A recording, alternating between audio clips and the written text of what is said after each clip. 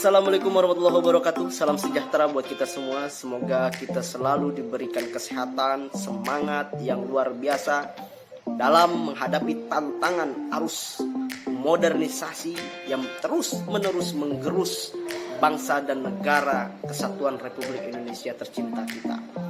Sedikit memberikan testimoni terkait perkembangan ibu kota negara baru Indonesia. Pemerintah saat ini terus berkomitmen dalam melakukan percepatan pembangunan ibu kota negara di Kalimantan Timur. Proyek pembangunan tersebut didukung dengan diterbitkannya Undang-Undang Nomor 3 Tahun 2022 tentang IKN. Ibu kota negara yang diputuskan dengan nama Nusantara diharapkan dapat mempresentasikan konsep kesatuan yang mengakomodasi kekayaan kemajemukan Indonesia.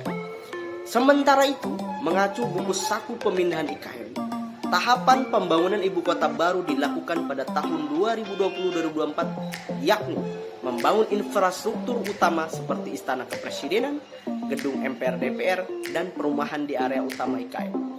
Kemudian, pemindahan ASN atau PNS tahap awal seperti TNI, Polri, dan MPR pada tahap awal juga ditargetkan infrastruktur dasar utama selesai dibangun dan beroperasi, seperti air hingga energi untuk 500.000 penduduk di tahap awal.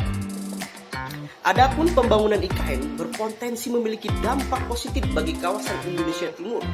Sebelumnya, kawasan tersebut selama ini dinilai cukup tertinggal di sejumlah lini, seperti pendidikan, infrastruktur, kualitas sumber daya manusia, dan juga dalam bidang ekonomi.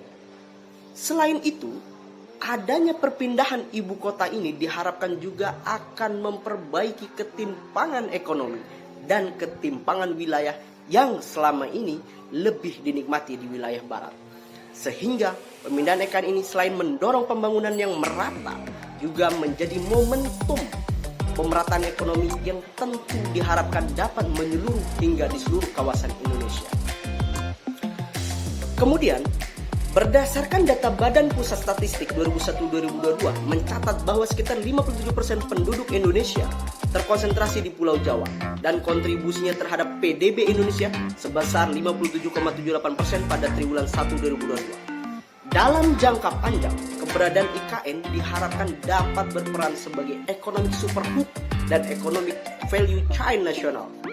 Hal tersebut merupakan strategi untuk menggeser porsi pertumbuhan ekonomi dan pembangunan dari barat menjadi lebih ke timur.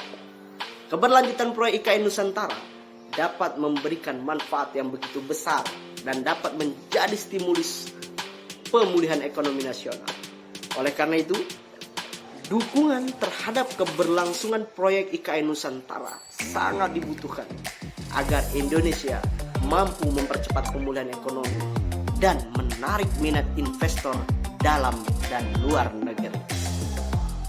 Dengan adanya operasi intelijen ini diharapkan dapat mendorong dukungan dari sejumlah lapisan masyarakat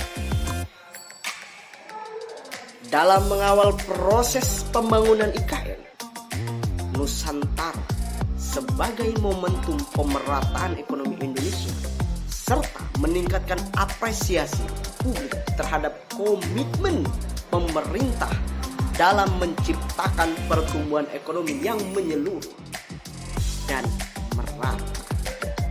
Terima kasih. Assalamualaikum warahmatullahi wabarakatuh.